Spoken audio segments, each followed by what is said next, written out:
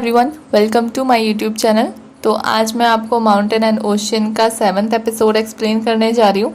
लेकिन अगर अभी तक आपने इससे पहले वाली वीडियोस नहीं देखी हैं तो आई सजेस्ट पहले आप उन्हें देख लें। लिंक डिस्क्रिप्शन में अवेलेबल है या फिर आप मेरे चैनल पर विजिट करके भी देख सकते हैं। और अगर अभी तक आपने मेरे चैनल को सब्सक्राइब नहीं किया है तो मेरे चैनल को सब्सक्राइब कर दें, बेल आइकन प्रेस कर दें, जिससे मेरे आने वाली सभी वीडियो की नोटिफिकेशन आपको मिलती रहे। तो एपिसोड स्टार्ट होता है और हमें सीन दिखाया जाता है कि ज़ोर से अलार्म बज रहा है और 7 बज चुके हैं और हमारी जिया जो है वो उठती है और उसकी तबीयत कुछ ख़राब सी लगती है और वो जैनजन को चेक करती है जो अपनी सीट पे नहीं होती है। तो वो नीचे आती है और अपनी डेस्क पे वही पैसे देखती है जो उसने पिछली रात को जैनजन को दिए थे।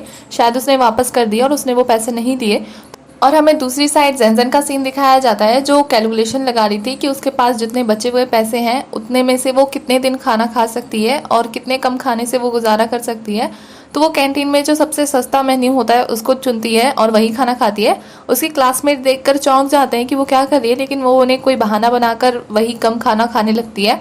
और शेंजन की भी तबीयत कुछ ज़्यादा ही ख़राब हो गई होती है, वो भी खांस रही होती है, शायद पिछली रात को वो भी भीग गई थी इसलिए। और तभी हमें क्लासरूम का सीन दिखाया जाता है जहाँ लू जो है अपने फ़ोन में न्यूज़ पढ़ रही होती है और उसने एक आर्टिकल पढ़ा होता है जिसमें उसकी क्लासमेट ने एक लड़की का मर्डर कर दिया था। तो वो जो है जिया को एडवाइस देती है कि तुम जो है शेंजन के हाथ से कुछ भी मत पीना, अगर कुछ भी खाली बॉटल वगैरह रखी हो पानी की तो उसको भी मत पीना, वो तुम्हें कभी कहीं लेके जाए तो उसके साथ मत जाना। तो जिया कहती है मुझे नहीं लगता मेरे और शेंजन के बीच में इतनी ज़्यादा लड़ाई हुई है कि उसको मेरा खून करने या मेरे मर्डर की प्लानिंग करनी पड़े। तो लू कहती है लेकिन तुम्हें थोड़ा सा सावधान होना ही चाहिए। और इस बीच जिया भी खांस रही होती है बहुत तेज़ तेज़ और वहीं दूसरी तरफ दिखाया जाता है कि जैनजन भी खांस रही होती है। तो उसकी खांसने की वजह से उसके पीछे बैठा डेस्कमेट उसको मास्क देता है लगाने के लिए, तो वो मास्क लगा लेती है और फिर वही डेस्कमेट जाके जिया को मेडिसिन देता है, जिससे जैनजन को बुरा लगता है कि उसने उसे सिर्फ मास्क दिया और जिया को मेडिसिन। उसके बाद सीन दिखाया जाता है कि जैनजन जा रही होती है और उसके सामने से बच्चे खाना लेके जाते हैं तो उसको बहुत ज़्यादा अजीब लगता है क्योंकि वो खुद तो खा नहीं सकती है, कम खा रही होती है वो, इसलिए। तभी जिया और लू से पीछे से देखते हैं तो जिया लू को कहती है कि तुम उसे जाओ और किसी बहाने से उसे पैसे पकड़ाने की कोशिश करो, जिसपे लू कहती है कि मैं क्यों जाऊँ, मैं नहीं जाऊँगी। तो जिया कहती है कि उसकी लड़ाई मुझसे हुई है लेकिन मुझसे ज़्यादा नाराज़ तो तुम लग रही हो, उसकी हेल्प कर दो बेचारी की। जिसपे जो लू है वो कैंटीन की तरफ इशारा करते हुए कहती है मैं तो इस कैंटीन में कभी नहीं जाने वाली हूँ और मैं उसकी हेल्प तो बिल्कुल भी नहीं करूँगी। जिसपे जो जिया है वो कहती है कि क्यों, ऐसा क्या हुआ है कैंटीन में। जिसपे लू कहती है कि मेरा दिल टूट गया है। तो जिया कहती है कि अच्छे से बताओ। तो वो कहती है चेनमो ने मेरा दिल तोड़ दिया। तो जिया कहती है तुम्हारा दिल विल नहीं टूटा है, तुम शर्मिंदा हो उसके सामने जाने से। अच्छा एक बात बताओ, तुमने गर्दन आराम से घुसा तो ली थी, फिर तुमने निकाला क्यों नहीं? कहीं तुम अपने आसपास लोगों को देख के बेचैन तो नहीं हो गई थी? जिसपे जो लू है वो सोच के कहती है हाँ हो सकता है। तभी जैनजन का सीन दिखाया जाता है कि वो अपने कमरे में जाती है और 2 नूडल्स के पैकेट निकालती है और फिर उनको तोड़ के अलग अलग पैकेट में रख रही होती है। इट मीन्स कि वो अपना जुगाड़ लगा रही होती है खाने का और फिर वो थोड़ा सा नूडल्स उबालती है ताकि उसको खा सके और अपना काम चला सके कुछ दिनों के लिए। उसके बाद ये म्याओ का सीन दिखाया जाता है जिसे जिया का कॉल आता है, लेकिन वो उस कॉल को इग्नोर करता है और जाके येलिन से बात करने लगता है उसकी पढ़ाई के रिगार्डिंग और वो जो सीख रहा है उससे रिलेटेड। तो येलिन कहता है पहले तो तुम्हें कभी मैंने इंटरेस्ट देते हुए नहीं देखा, फिर तुम्हें अचानक से दिलचस्पी क्यों आ रही है? तो वो कहता है कि मैंने अभी से चूज़ कर लिया है और मैं कुछ दिन से किताबें पढ़ रहा हूँ तो मैंने सोचा क्यों ना कुछ सीख लूँ। तो येलिन उसे उस चीज़ के बारे में बताने लगता है। तो बताते बताते वो कहता है कि कहीं ना कहीं मुझे ऐसा लगता है कि जिया के परिवार के बीच में और हमारी फैमिली के बीच में कहीं ना कुछ तो राज है। तो ये म्याओ कहता है कि भाई आपको ऐसा क्यों लगता है कि कुछ है ऐसा? जिसपे येलिन कहता है नहीं बस ये भावना थी मेरी। तो ये म्याओ कहता है कहीं ऐसा जिया की वजह से तो नहीं? तो वो ये म्याओ को घूर के देखने लगता है। तो ये म्याओ कहता है बस मुझे ऐसे ही जानना था क्योंकि वो सुंदर है या फिर वो ये परिवार से बिलोंग करती है। तो ये म्याओ कहता है कि हाँ हो सकता है, पर इसलिए नहीं कि जिया सुंदर है या इसलिए कि वो टीचर की बेटी है, इसलिए कि हमें हमेशा से बचपन से ये सिखाया गया है कि ईमानदार रहो, स्माइल करो, किसी को रिजेक्ट मत करो। लेकिन शायद हम बड़े होते होते ये सारी चीज़ें भूल गए हैं और फिर वो जिया की सारी बातें याद करने लगता है कि कैसे उसने ईमानदारी के साथ सबके सामने कन्फेस कर लिया था और फिर जब ग्राउंड में उससे पूछा गया था कि तुमने ये चीज़ क्यों चूज़ की तो उसने येलिन का नाम लिया था। वही सारी चीज़ें वो सोचता है कि तभी उसे जिया का कॉल आता है। तो जिया येलिन से कहती है कि मैंने ये म्याओ को कॉल किया था लेकिन वो मेरा कॉल नहीं उठा रहा है, क्या आप मुझे बता सकते हैं कि वो कहाँ पे है? जिस पे येलिन कहता है कि वो मेरे पास है और वो फ़ोन ये म्याओ को पकड़ा देता है और ये म्याओ उससे बात करता है तो जिया उससे बचपन वाले मैटर के बारे में बात करने लगती है। तो ये म्याओ कहता है कि मैं तुमसे मिलके बात करना चाहता हूँ इस बारे में। तो जिया उसे कैंटीन के बाहर बुलाती है तो वो उसे ओके बोल देता है और फ़ोन जब वो येलिन को वापस करता है और कहता है कि मुझे बाहर जाना है उससे बातचीत करने के लिए, तो येलिन जो है वो कहता है ठीक है जाओ। तो ये म्याओ कहता है कि आपको और कुछ नहीं पूछना मुझसे। तो येलिन कहता है हाँ बिल्कुल, बुरी तरीके से मत हारना उससे। और ये बात सुन के हमारा जो ये म्याओ है वो चिढ़ जाता है, मुंह बनाता हुआ अपना बैग लेके वहां से चला जाता है, लेकिन वो अपना फ़ोन वहीं छोड़ जाता है। लू को दिखाया जाता है जो कैंटीन में जाती है और कैंटीन में कोई भी नहीं होता है, रात का टाइम होता है, तो वो अकेले जाती है और उसी जगह को देखती है जहाँ पे उसकी गर्दन फंस गई थी। वहाँ पे टैग लगा होता है कि यहाँ पे सिर मत घुसाना नहीं तो आपका सर फंस सकता है। तो लू जो है उस टैग को देख के गुस्सा होती है और कहती है कि कुछ तो राज है इस चीज़ में कि अगर मैंने गर्दन घुसाई तो मेरी गर्दन बाहर क्यों नहीं निकली, क्या इसलिए कि हाँ सच में बहुत ज़्यादा लोग थे। और फिर वो आसपास देखती है और उस जगह की तरफ जाने लगती है। तभी हमें सीन दिखाया जाता है कि जिया और ये म्याओ चल रहे होते हैं। तो ये म्याओ कहता है हम काफ़ी दूर आ गए हैं चलते चलते और यहाँ बहुत ज़्यादा शांति है, तो क्या अब हम बात कर सकते हैं। जिसपे जिया कहती है कि सच सच बताना, मेरे साथ जो बचपन में तारे देख रहा था क्या वो तुम थे। जिसपे हमारा ये म्याओ है वो कहता है कि क्या बकवास कर रही हो, मुझे कुछ भी समझ में नहीं आ रहा है। तो जिसपे जिया कहती है कि मैं पूछ रही हूँ मेरे साथ जो बचपन में था क्या वो तुम थे। तो ये म्याओ इस बात को हंस के उड़ाने की कोशिश करता है और कहता है कि छोड़ो ना इस बात को, मैं नहीं था तुम्हारे साथ। जिसपे जिया कहती है कि तुम झूठ बोल रहे हो। तो ये म्याओ कहता है हाँ मैं झूठ बोल रहा हूँ, तो क्या फर्क पड़ता है कि तुम किसके साथ थी, क्या ये जानना जरूरी है तुम्हारे लिए, और वैसे भी ऐसी बेकार की चीजें मैं याद नहीं रखना चाहता। जिसपे जिया कहती है कि दोबारा कहना कि तुमने अभी क्या कहा था मुझसे। तो ये म्याओ कहता है कि तुम ऐसी सीरियस क्यों हो रहे हो इन सारी चीज़ों के लिए, तुम्हें पता है कि मैं ऐसी बेकार की चीज़ें याद नहीं रखता। वो लोग ऐसी बातें कर ही रहे होते हैं कि तभी उन्हें लू की चिल्लाने की आवाज़ आती है जो बचाओ बचाओ चिल्ला रही होती है। तभी ये म्याओ और जिया जो है कैंटीन की तरफ दौड़ते हैं और वहां जाके लू को ढूंढने लगते हैं, लेकिन वो उन्हें नहीं मिलती है। तो वो स्टोर रूम में जाके चेक करने लगते हैं और जैसे ही वो स्टोर रूम में घुसते हैं तो लाइट्स बंद हो जाती हैं और उन दोनों को पता लग जाता है कि हाँ शायद स्टोर बंद होने वाला है और वो दोनों भागने लगते हैं। तभी हमें सीन दिखाया जाता है कि लू जो है वो गेट से बाहर निकलती है और चैनमो उसके पीछे पीछे आता है और लू बहुत ज्यादा गुस्सा होती है। तो चैनमो जो है ताला लगा के लू के पीछे जाने लगता है और कहता है कि मैंने अभी तक इसे नहीं काटा। जिसपे लू कहती है कि बकवास मत करो। जिस पे चैनमो कहता है कि अरे मुझे उसे काटने तो दो। तो लू कहती है कोई जरूरत नहीं है और वो गुस्से में वहां से चली जाती है। तभी ये म्याओ और जिया गेट के पास आते हैं और गेट को लगा हुआ देख के जिया ये म्याओ को कहती है कि जल्दी से किसी को कॉल करो। तो ये म्याओ अपनी पॉकेट चेक करने लगता है और फिर उसे याद आता है कि वो जल्दबाजी के चक्कर में तो अपनी फ़ोन ही छोड़ आया। और फिर वो जिया से कहता है कि मेरा फ़ोन तो स्टूडियो में छूट गया, तुम अपना वाला निकालो ना। जिसपे जिया कहती है मेरा वाला तो डेड पड़ा है। फिर वो दोनों ही हताश हो जाते हैं। उसके बाद वो दोनों ना खिड़की के पास होते हैं और वहां से गार्ड को आवाज़ लगाते हैं।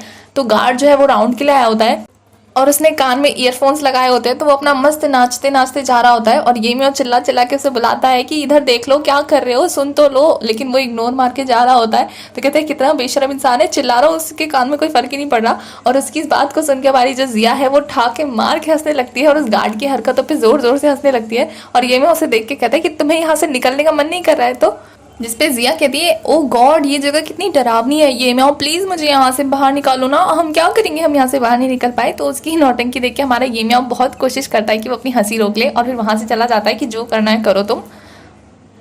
दूसरी तरफ शेंजन जो है वो जिया की बेड चेक करती है, वहाँ पे जिया नहीं होती है। तो वो सोचती है कि इतनी रात हो गई अभी तक वो नहीं आई है। और फिर वो जिया के टेबल पे देखती है बहुत सारे खाने के सामान रखे होते हैं, फ्रूट्स रखे होते हैं। तो वो देख के उसके मुंह में पानी आ रहा होता है, लेकिन वो खुद को कंट्रोल करती है और जाके ना एक कप पानी पी लेती है, लेकिन फिर भी खाने को घूर रही होती है। लेकिन ईगो बंदी का आगे आ जाता है और वो इग्नोर मार के वापस सोने चली जाती है। कहा जाता है कि जिया और ये म्याओ जो है अलग अलग बेंच पे बैठे होते हैं। तो जिया फिर से पूछती है ये म्याओ से कि मैं तुमसे एक आखिरी बार पूछ रही हूँ, क्या उस रात को तुम ही थे ना मेरे साथ। तो ये म्याओ कहता है क्या तुम्हें सच में फ़र्क पड़ता है मेरे वहाँ होने या ना होने से, तुम्हें लगता है कि अतीत को याद रखने से कोई फ़ायदा है। जिस पे जिया कहती है कि एक लास्ट बार मैं तुमसे पूछ रही हूँ, बता दो प्लीज़, मेरे लिए जानना बहुत ज़्यादा ज़रूरी है, मेरे लिए बहुत मैटर करता है। क्योंकि हम जिसको याद रखना चाहते हैं अगर यादें गलत हो जाती हैं तो फिर ये लाइफ के लिए भी अच्छा नहीं है। तो जिस पे ये म्याओ कहता है कि ये सारी चीज़ें ज़रूरी नहीं है, ज़रूरी ये है कि उद्घाटन वाले दिन तुमने मेरे भाई को कहा था कि तुम उसे पसंद करती हो। तो ये म्याओ कहता है मेरे लिए मेरे भाई सबसे ज़्यादा ज़रूरी है और मैं अपनी पूरी ज़िंदगी में सिर्फ उन्हीं की परवाह करता हूँ, क्योंकि उन्होंने बचपन से मुझे सपोर्ट किया है, बचपन से मेरी केयर की है, बचपन से ही मुझे प्रोटेक्ट किया है, जो कि मेरे फादर को करना चाहिए था, जो कि उन्होंने नहीं किया। और फिर वो कहता है कि तुम्हें हमारे फैमिली मैटर के बारे में ज़्यादा नहीं जानना चाहिए, अगर तुम्हें तुम्हारी यादें इतनी ही प्यारी है तो फिर वो अपने बैग से एक पोर्ट्रेट निकालता है और ये वही पोर्ट्रेट होती है जो उनके बचपन के सीन को याद दिलाता है। तो वो ये जो है इसे जिया को दे देता है। तो जिया उसे देख के कहती है खुश होके कि मुझे पता था कि वो तुम ही थे। जिसपे ये म्याओ कहता है कि मेरे लिए ज़रूरी नहीं है लेकिन तुम्हारे लिए शायद ये बहुत ज़्यादा ज़रूरी है, तो आई थिंक मुझे तुम्हें तुम्हारी यादें वापस कर देनी चाहिए। और ये बोल के वो उसे पोर्ट्रेट देता है और कहता है कि मैं उसे उसके असली मालिक को वापस कर रहा हूँ, शायद अब तुम मुझे आज़ाद करोगी इन सब सारी चीज़ों से। जिसपे जिया कहती है तुम्हें लगता है कि मैं वो सारी चीज़ें भूल जाऊंगी जिससे मैं अपने बचपन में मिली। वो दिन मेरी ज़िंदगी का सबसे अच्छा दिन था और उस लड़के ने मेरे साथ पूरी रात बैठकर अपना वक्त गवाया। मैं उस दिन को कभी नहीं भूलूंगी और ये सिर्फ याद बोल के मिटाई नहीं जा सकती है। तभी ज़ोर से बिजली कड़कती है और हमें सीन दिखाया जाता है कि ये म्याओ ने ना उस पोर्ट्रेट को बाहर लटका दिया होता है और वो कहता है कि अगर बारिश हुई तो मैं तुम्हें तुम्हारी यादें हमेशा के लिए लौटा दूंगा, और अगर नहीं हुई, हालांकि ऐसा संभव नहीं है, बहुत ज़ोर से बिजली कड़क रही है, बारिश होके रहेगी। तो जिस पे जिया कहती है कि मैं तैयार हूँ तुम्हारी हर शर्त के लिए। तभी हमें नेक्स्ट सीन दिखाया जाता है कि सुबह हो गई होती है और वो दोनों ही नींद से जागते हैं। तो ये म्याओ जो है वो बाहर जाके देखता है तो उसको पोर्ट्रेट जो है वो सही सलामत दिखती है, मतलब बारिश नहीं हुई होती है। तो वो चौंक जाता है और कहता है कि ये कैसे हो सकता है, ये तो हो ही नहीं सकता। तभी जिया आती है पानी पीती हुई और फिर वो वही पानी पोर्ट्रेट पे डाल देती है। तो ये म्याओ कहता है कि ये क्या किया तुमने। जिस पे जिया कहती है कि तुमने सही कहा कि हमें पास्ट में नहीं जीना चाहिए। तो येलिन कहता है कि तुम्हें ये चीज़ पहले देखनी चाहिए थी, तुम ये बात मुझे रात में भी तो बता सकती थी, तुम्हें पूरी रात मेरे साथ इंतजार करने की क्या ज़रूरत थी। जिस पे जिया कहती है कि मैं तुम्हें ये दिखाना चाहती थी कि मैं भी इंतज़ार कर सकती हूँ। तुमने पूरी रात इसे एक लव ड्रामा की तरह देखा है और खुद को मेन लीड समझते हो कि तुम अपने भाई को तकलीफ नहीं पहुंचाना चाहते, इसलिए तुम मेरी यादों को बकवास कहते हो, उन्हें तुम कीमती नहीं समझते। तुम्हारे हिसाब से ये एक फिल्म की स्टोरी है जिसमें अगर भगवान चाहे बारिश हुई और ये पोर्ट्रेट अगर खराब हो गई तो इट मीन्स कि तुम मेरी यादों को अपने दिमाग से मिटा दोगे और मुझे तुम्हारे भाई के प्यार में पड़ना होगा। और अगर ऐसा नहीं होता है तो तुम ज़बरदस्ती मेरे साथ रहोगे और मुझे तुम्हें हमेशा याद रखना होगा, तुम्हारे भाई को भूलना होगा। क्या तुम ये सोचते हो, तुम्हारा ये मतलब है? तुम क्या चाहते हो कि मैं एज अ फिल्म की हीरोइन तुम्हारे साथ ये सारी चीज़ों में साथ दूँ? तो मुझे ये चीज़ें मंजूर नहीं है। और रहा सवाल इस पोर्ट्रेट का, तो अगर भगवान चाहते हैं कि ये सही रहे तो मैं नहीं चाहती कि ये सही रहे, क्योंकि इंसान अपनी किस्मत खुद चुनता है। फिर वो कहती है कि ये म्याओ अपने दिमाग से एक बात कभी मत निकालना कि मैं तुमसे नफरत करती हूँ, हमेशा करती रहूँगी। और फिर वो अपनी हेल्प के लिए किसी को कॉल लगाती है और वहाँ से चली जाती है। पर हमारा ये म्याओ वहीं खड़ा रहता है और उस पोर्ट्रेट को गौर से देख रहा होता है। उसके बाद सीन दिखाया जाता है कि वो अपने कमरे में बैठकर भी उसी पोर्ट्रेट को देख रहा होता है और कुछ सोचता है कि तभी येलिन उसके कमरे में आता है नाश्ता लेकर। तभी येलिन कमरे में आता है और खाना रखते हुए उससे पूछता है कि कल क्या हुआ, कौन जीता, तुम या जिया? जिस पे ये म्याओ कहता है कि जिया जीती। तो येलिन कहता है कि वो तो तुम्हारे चेहरे से मुझे दिख ही रहा है। और फिर वो पोर्ट्रेट की तरफ देख के कहता है ये तुमने बनाया, पर ये इतनी ज़्यादा ख़राब क्यों हो गई है? इस पे येलिन कहता है कि ये तो बहुत आसान है, तुम तो इसे दोबारा बना सकते हो। जिस पे ये म्याओ कहता है कि यादों को डुप्लीकेट नहीं किया जा सकता, वो सिर्फ एक ही है और ये मेरी यादें नहीं है, ये उसकी यादें हैं। जिस पे येलिन कहता है उसकी? उसकी किसकी? तो येलिन कहता है मुझे ऐसा क्यों लग रहा है कि तुम मुझसे कुछ छिपा रहे हो। वो कौन है जिसके बारे में तुम बात कर रहे हो और तुमने मुझे अभी तक उसके बारे में नहीं बताया। तो ये म्याओ कहता है कि हर बार जब भी वो मुझे डांटती है तो मुझे उस पर गुस्सा नहीं आता है, लेकिन मैं मन ही मन उदास होता हूँ उसकी बातों से। तो येलिन कहता है कि अगर ये उसकी यादें हैं तो फिर दोबारा बनाने का इसे कोई मतलब नहीं बनता है, तो क्यों ना मैं इसे तुम्हारे लिए ठीक कर दूं। जिस पे ये म्याओ कहता है कि आप तो बिजी हैं ना, आप क्यों करेंगे। तो येलिन कहता है मेरे अलावा इसे एक और जना ठीक कर सकता है। तो येलिन कहता है वो हो तुम। तो ये म्याओ कहता है मैं? आपको पता है ना कि मुझे इन सब में दिलचस्पी नहीं है। तो येलिन कहता है कि तुम्हें पता है ना कि तुम कौन सी फील्ड में हो और तुम्हें इस फील्ड में क्या करना है। तो ये म्याओ कहता है आप जानते हैं भाई अच्छे से मेरे बारे में। तो येलिन कहता है कि मुझे पता है कि तुम पापा से अपना गुस्सा निकालने के लिए ये सब कर रहे हो, है ना, चलो पहले कुछ खा लो। तो जैसे ही वो दोनों खाना खाने लगते हैं तो ये म्याओ बताता है कि भाई मैंने ये फ़ोटो बनाई थी। जिस पे येलिन कहता है मैं जानता हूँ। तो ये म्याओ कहता है कि मैंने ये फ़ोटो तब बनाई थी जब मैं छोटा था और जिया के साथ था। और ये बात सुन के हमारे येलिन के हाथ से खाना छूट जाता है और वो शौक तरीके से ये म्याओ को देखने लगता है। तभी सीन शिफ्ट होता है, हमें दिखाया जाता है कि क्लास में सभी अपनी ड्राइंग प्रैक्टिस कर रहे होते हैं। तभी जो जेनजेन है उसके पेट में दर्द होता है क्योंकि उसने खाना नहीं खाया होता है, तो वो अच्छे से प्रैक्टिस नहीं कर पा रही होती है। और दूसरी तरफ हमारी लू जो है वो गुस्से में कुछ भी बना रही होती है क्योंकि वो बहुत ज़्यादा गुस्से में होती है। और उसका गुस्सा देख के हमारा चैनमो जो है वो उससे पूछता है कि लू क्या हुआ है, जिस पे लू कहती है तुम मुझसे बात मत करो, मैंने कहा ना मुझसे बात मत करो। तो जिस पे चैनमो कहता है अगर तुम बताओगे नहीं कि मेरी गलती क्या है तो फिर मुझे कैसे पता लगेगा, बताओ ना। जिस पे लू कहती है कि अपने आप पता करो, मेरा दिमाग मत खराब करो और मुझसे बात मत करो। और फिर गुस्सा होकर फिर अपना ड्राइंग करने लगती है और हमारा चैनमो अपसेट रहता है। और दूसरी तरफ हमारा जो ये म्याओ है वो जिया को देखता है और उन्हीं सारी चीज़ों के बारे में सोच रहा होता है। तभी बास्केटबॉल कोर्ट का सीन दिखाया जाता है जहां हमारा येलिन मैच खेल रहा होता है और उसे युयान जो है सपोर्ट करने के लिए आई होती है, उसे चेयरअप कर रही होती है। तभी एंट्री होती है हमारे ये म्याओ और चैनमो की। तो चैनमो ये म्याओ से पूछ रहा होता है कि मैंने क्या गलती की है, वो मुझसे क्यों नाराज़ है, वो बता भी नहीं रही है। जिस पे हमारा ये म्याओ कहता है कि तुम्हें नहीं पता, तुमने उसे 2 सबसे शर्मनाक टाइम पे देखा है, तो जाहिर सी बात है वो तुमसे नाराज़ होगी। अगर उसका बस चले ना तो वो तुम्हें मार दे, वो इतने गुस्से में होगी और अभी वो तुम्हारे बारे में यही सारी चीज़ें सोच रही होगी। जिस पे चैनमो कहता है ऐसा क्यों, हम तो दोस्त है ना, और मुझे कुछ समझ में नहीं आ रहा, शर्मिंदा होने से मतलब दोस्त तो एक दूसरे के सामने कैसे भी सिचुएशन में आ सकते हैं।